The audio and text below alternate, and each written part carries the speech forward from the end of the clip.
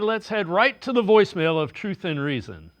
Hey guys, on paper, I'm not seeing any glaring weaknesses roster-wise on this team, provided we get receiving production from the RB and tight end rooms in support of the passing game. Heck, the running game may be very dominant this year. The quarterback room has to be better than last year. With a consistent time of possession winning offense, the defense should excel as well. Our kicker has to top last year's effort, or lack thereof. Is this team being underestimated? I guess it's not a bad place to be under the radar and all. I know it's way too early, but playoffs are not out of the question. 10-7, anybody? Let's go Browns. As always, appreciate all of the voicemails. Let's welcome in Fred Greetham, Senior Analyst for the Orange and Brown Report. Fred, again, the problem isn't necessarily the talent. If the young guys live up to the talent, I think the reason some of the national people are questioning it, age on the offensive line, youth with running back, but I think this defense can be dominant.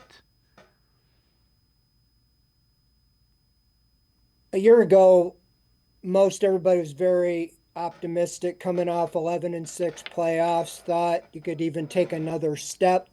The big key was quarterback play, and I harped on it the whole offseason that if Deshaun Watson would just be adequate or a little above average, the team could get to the playoffs again.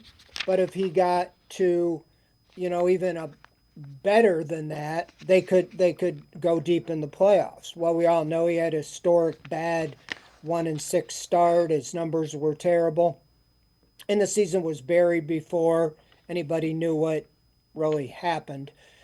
And so I feel like that team last year, 11-6, might have oversold it, but I don't think they're as bad as the 3-14 roster was. I think after they were 1-6 and the quarterback situation, pretty much, I think everybody knew the season was over. I don't think they would deny this, but I don't think they played to win the last several games. Because you can't tell me, as bad as Jameis Winston was with turnovers, they didn't move the ball and have a better chance than they did with DTR or even Bailey Zappi. So with that said, I don't think they're as bad as a three-win team, maybe as good as an 11-win team, somewhere in the middle.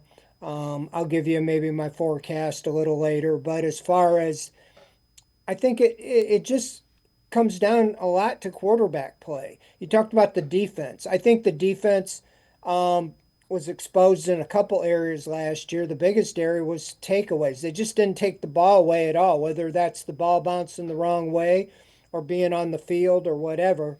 But I do think that they felt the quickest way to be relevant again was to get the defense back in the top 10, maybe even top 5. They were number 1 when they were 11-6. I don't think they have to be number 1, but if you can get in the top 10, and a lot of that, they address Mason Graham, Carson Schlesinger. Those two are their top 2 picks. Both are going to probably be starters, and that tells you they feel like up the middle there is maybe the quickest way to be relevant, because we all know the offense was the worst aspect of the team. 15 points a game, dead last in the NFL.